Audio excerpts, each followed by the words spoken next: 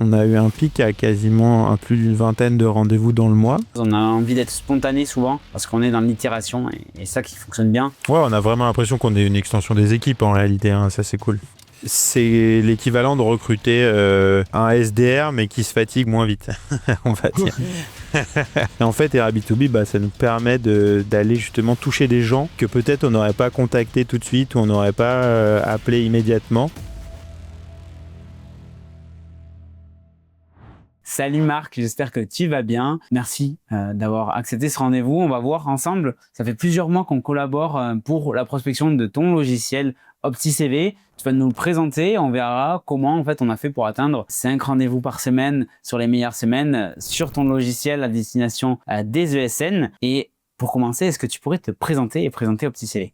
Ok, oui, avec plaisir. Donc, Marc, moi, j'ai travaillé en société de service pendant quasiment 10 ans. J'ai monté une BU de jusqu'à 200 consultants et fait un peu plus de 8 millions d'euros de chiffre d'affaires. J'ai fait face, aux problématiques que peuvent rencontrer tous les ingénieurs d'affaires, business unit managers et autres qui répondent à différents appels d'offres. Et donc du coup j'ai eu la volonté de créer une entreprise pour régler un petit peu tous ces problèmes-là, qui s'appelle OptiCV et qui vient en gros automatiser la gestion de réponses à appel d'offres et la création des dossiers de compétences de manière uniforme et parfaitement adaptée sur chaque KO pour gagner en efficacité et donc d'avoir plus de qualification candidat et de présentation candidat. Et on a développé du coup un logiciel en mode 100% SaaS à destination des ESN principalement. Ok. Et qu'est-ce qui t'a poussé à vouloir externaliser cette prospection-là pour ce logiciel?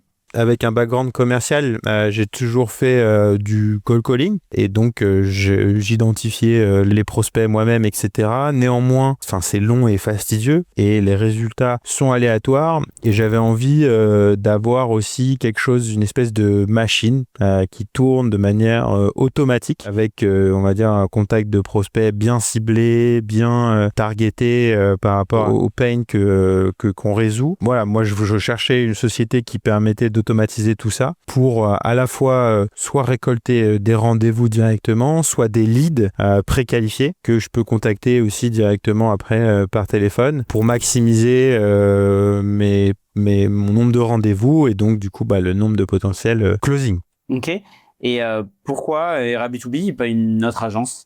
Premièrement parce que j'ai eu une recommandation de la part de quelqu'un que je connaissais bien qui avait travaillé avec toi, qui m'en a dit que du bien. Deuxièmement parce que j'ai regardé aussi ton profil et effectivement j'ai vu que tu étais assez bien brandé et que tu avais une bonne expérience dans le secteur du SaaS. En plus, tu avais l'avantage de bien connaître le monde RH puisque tu avais travaillé dans un cabinet de recrutement. Donc ça a joué sur tous ces points-là, recommandations, le fait que tu connaisses bien l'écosystème SaaS et que en plus tu avais eu des bons résultats dans le passé et que tu connaisses bien le monde RH, ça m'a naturellement poussé vers toi.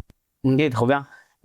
C'était la première fois que tu t'externalisais et aujourd'hui, si tu peux te dire un peu les doutes que tu avais et qu'est-ce qui t'a fait passer le pas? De dire, ok, j'avais envie d'automatiser, j'ai trouvé Airbnb, et quels sont les doutes et pourquoi tu as passé le pas? Je crois pas à la magie, c'est-à-dire qu'en fait, j'ai toujours travaillé, on va dire, un peu en mode dans le dur et en me disant qu'il y avait que ça qui marchait. Et néanmoins, j'avais quand même cette petite intuition ou même non, cette petite réflexion de me dire c'est quand même dommage de jamais avoir tenté la partie automatisation et d'essayer de voir si on peut pas quand même viser plus large et d'aller essayer de contacter des gens qui potentiellement d'ailleurs, en fait, avec du recul, peut-être préfèrent une approche par mail ou par message écrit, quitte à, au lieu d'avoir un appel téléphonique qui peut être assez intrusif. Et donc, déjà, j'avais envie de tester ça. Avec les discussions qu'on a eues ensemble, tu m'as dit que effectivement, il y allait avoir potentiellement directement des rendez-vous de poser, potentiellement aussi pas que des rendez-vous, des leads tièdes, des gens avec qui on a des discussions, des échanges sur lesquels je peux voir justement tout ce qui s'est passé. Et donc du coup, les appeler avec un peu de contexte et après à moi de faire mon travail de commercial. Et en même temps, du coup, ça m'a permis de structurer un peu mon flow business c'est-à-dire avec une partie, on va dire, automatisation, mailing, prise de contact, rendez-vous qui sont faits. Et en même temps, moi derrière, donc du coup, suivi, faire les différents rendez-vous, les relances des leads chauds, leads tièdes, leads froids. Et donc du coup, suivre en fait un pipe qui est travaillé, structuré et nurturé progressivement, quoi.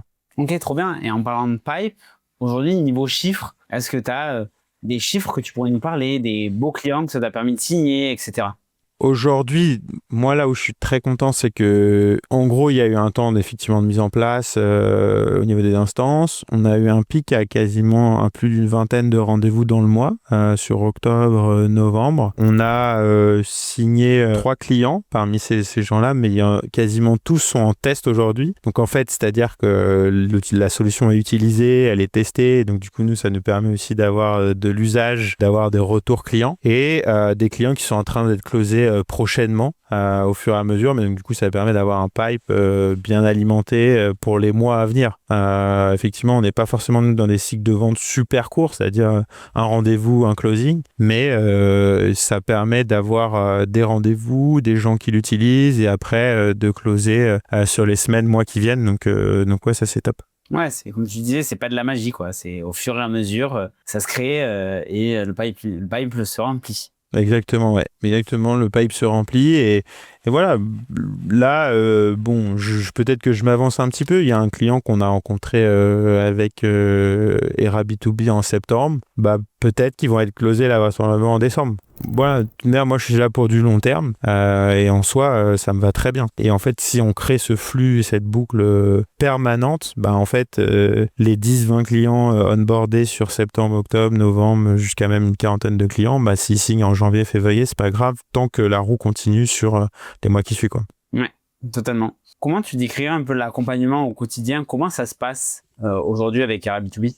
Bah en fait, c'est assez simple et ça c'est plutôt cool et c'est pas très chronophage. Bon, il y a une partie setup qui prend un petit peu de temps où on doit effectivement peaufiner un peu toute la partie discours commercial, notre cible, segmentation client, prospect, targeting et autres. Une fois que ça a été mis en place, bah donc voilà, les équipes nous expliquent qu'on doit entre guillemets un peu entraîner, enfin tester les différents messaging et les différentes accroches. Et après, on itère progressivement sur des listes de prospects sous-vivant différents personas qui ont été définis au préalable. Et après, on a un suivi hebdomadaire avec des KPI, le nombre de rendez-vous pris, les contacts des personnes, des leads shows. Donc les leads shows, c'est les rendez-vous qui sont déjà dans l'agenda, donc ça c'est super, c'est facile. Les leads tièdes, c'est les personnes à recontacter et les leads froids, bah, effectivement à alimenter régulièrement. Et donc voilà, suivi hebdomadaire, on a un contact régulier via WhatsApp pour nous. Je peux facilement poser des questions aux équipes et ils répondent vraisemblablement, peut-être pas dans la minute, mais en tout cas dans les heures qui suivent, quoi. Ouais, on essaie d'être le plus réactif possible. C'est pour ça on pousse vachement nos clients à venir sur WhatsApp ou sur Slack, même avec nous. Comme ça, c'est encore plus réactif que juste des emails. Voilà, parce que on découvre des choses, on a envie d'être spontané souvent parce qu'on est dans l'itération et ça qui fonctionne bien. Ouais, on a vraiment l'impression qu'on est une extension des équipes en réalité, hein. Ça c'est cool. Ouais, c'est ça qu'on aime être chez nos clients parce que souvent on remplace un recrutement en interne chez nos clients où il y a des gens qui n'auraient pas les Ouais. moyens. Est-ce que toi, en fait, si tu devrais comparer ce coût à un coût d'un recrutement interne, toi qui as structuré des équipes quand même commerciales, comment tu le comparais? C'est l'équivalent de recruter un SDR mais qui se fatigue moins vite, on va dire. Si je dois être honnête. Et non, en termes de coût, non, franchement, c'est très compétitif. Moi, je considère qu'un bon commercial, il doit prendre entre 10 et 20 rendez-vous par mois. Avec un B2B, on était à 20 rendez-vous par mois, donc c'est top. C'est le haut de la fourchette. Et en plus, c'était moins cher en termes de coût que si j'avais pris un commercial chargé directement chez moi. Donc ça, c'est très bien. Trop bien. Aujourd'hui, en gros, si tu devrais recommander Era B2B à une typologie d'entreprise, à qui tu recommanderais ça? C'est une bonne question. Franchement, je pense qu'il y a beaucoup de boîtes qui peuvent utiliser Airbnb2B. Je pense qu'évidemment, toutes les boîtes SaaS, ça peut être, c'est très pertinent. Après, effectivement, à voir à quel point les boîtes SaaS sont structurées par rapport à la partie digitale. Souvent, si elles ont levé des fonds, etc., elles peuvent être peut-être déjà un peu équipées. Mais en tout cas, moi, je recommanderais d'utiliser Airbnb2B pour toutes les sociétés qui ont un business qui fonctionne, qui marchent bien, etc. Mais en même temps, qui font pas assez de prospection, qui vont pas aller assez découvrir des nouveaux territoires, d'aller étendre entre guillemets leur réseau et autres. Et en fait, Airbnb, ça nous permet d'aller justement toucher des gens que peut-être on n'aurait pas contacté tout de suite ou on n'aurait pas appelé immédiatement parce que forcément le travail, en tout cas comme moi je le faisais manuellement, il était beaucoup plus long et beaucoup plus chronophage. Et là, voilà, moi j'ai discuté avec des gens sur Nantes, d'autres au fond de la Bretagne, j'ai eu des prospects sur Bordeaux, j'ai eu des prospects également sur Lyon, alors qu'aujourd'hui j'étais principalement focus sur la région parisienne.